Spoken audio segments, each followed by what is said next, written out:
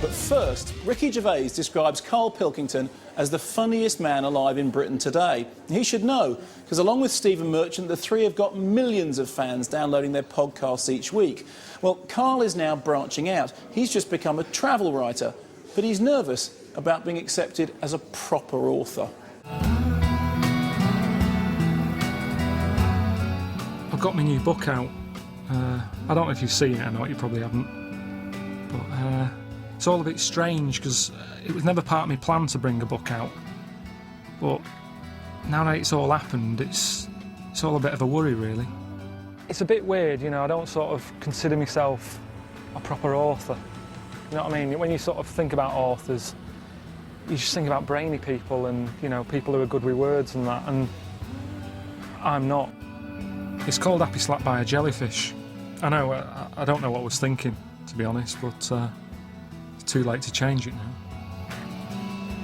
He's an idiot. He shouldn't have a book out. I mean, that's why it's weird. I mean, he's never read a book.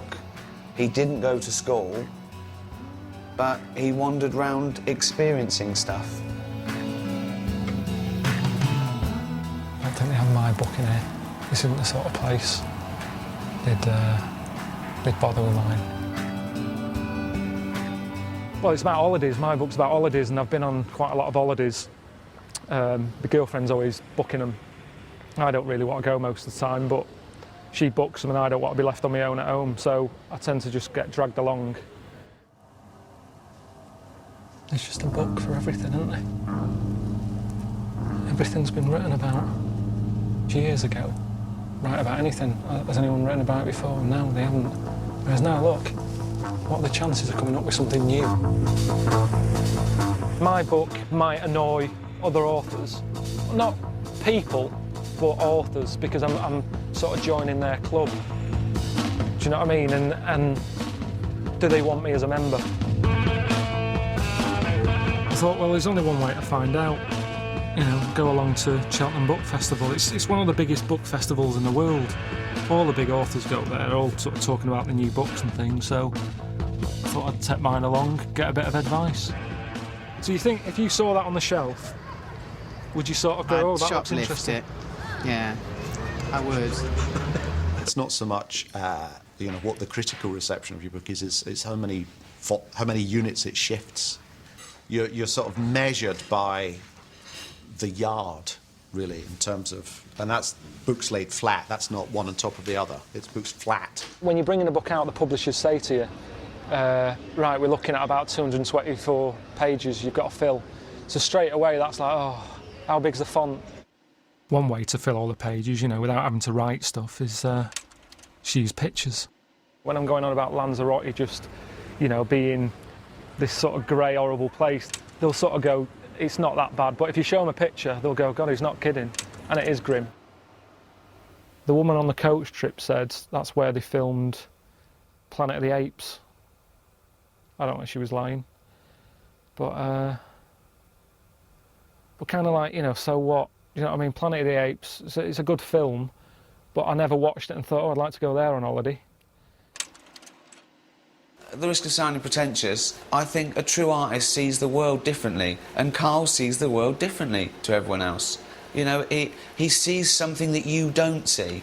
I haven't got loads of qualifications. You know, if they read this book, they'll see that there's not many long words in it. Right. And they'll just be, I don't think... Happyslapped is one of the longest words I've ever seen on the front of a book. First of all, don't care what other authors think anyway. It doesn't actually matter. It's natural, though, isn't it? I don't know. You know, what you want is readers. Did your editor at any point say, Karl, that word is just too long to be on the front of a book? As is the word Pilkington, which... But I've got to have my name on it. It's just been worth coming down here just because I've seen, you know, how much work is involved being an author. It's not just about writing it all out, you've then got to push it. Might as well be working on a market, really. Look at it. These are all the people coming in to buy it.